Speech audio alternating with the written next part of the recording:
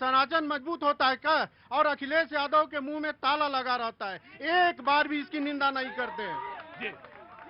अगर मैं नरेश अग्रवाल का एक मिनट मैं आ गया बाबूजी। वो व्याकरणाचार्य अभी परिभाषा दी है, वो किस प्रमाण से बोल रहे हैं? अपनी मर्जी से सब कुछ बोलते जाते ही है। हमारे जीवनों को बर्बाद कर दिया इन लोगों ने।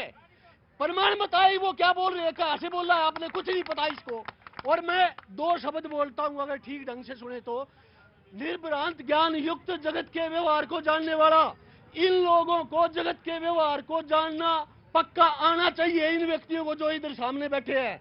और उस आधार पे, प्रमाणों के आधार पे इन्होंने बोलना चाहिए। जो इनको ना कोई प्रमाण होता है, सब अपनी मर्जी की परिभाषा करते हैं।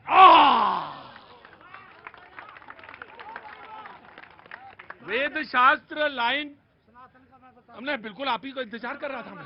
हाँ बिल्कुल मैं आ रहा हूँ। अरे रुकिए, सनातन का मतलब यह है कि डिसिप्लिन, पहले डिसिप्लिन होइए, पहले डिसिप्लिन हो जाइए, शांत होइए, पानी पीजिए, चाय पीजिए, और उसके बाद खड़ा होना सीखिए, फिर सनातन पे बोलिएगा। क्योंकि हर आदमी, मुझे भी मालूम, आपको भी बोलना होगा सनातन पे, हर आदमी सनातन पे बोलना चाहता है, सबको बोलने का अधिकार भी है। और यही उसकी सबसे बड़ी खूबी है कि आपको बोलने की आजादी है, बोलने की आजादी है इसमें। और कोई एक स्पेसिफिक कोई ग्रंथ नहीं है जहां से आप कोई टीप कर लाएं और उसको बोल दें। आपसे मैं पूछ रहा था, मैं आपसे बात करूंगा जी। प्रमाण की बात कर रहे थे चाचा, मैं प्रमाण दे रहा हूं।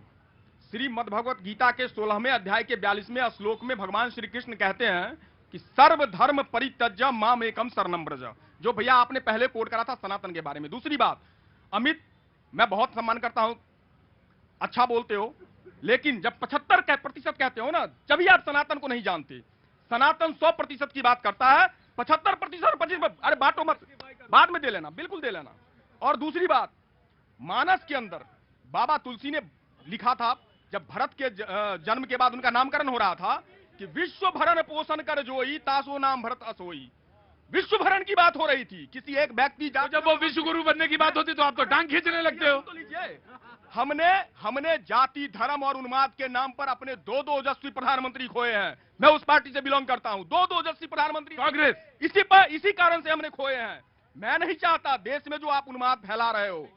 जब एक केंद्रीय मंत्री आकर के यह कहता है कि किसी की जुबान खींच लूंगा, किसी की आंखें निकाल लूंगा, तो आप संविधान का सम्मान नहीं करते।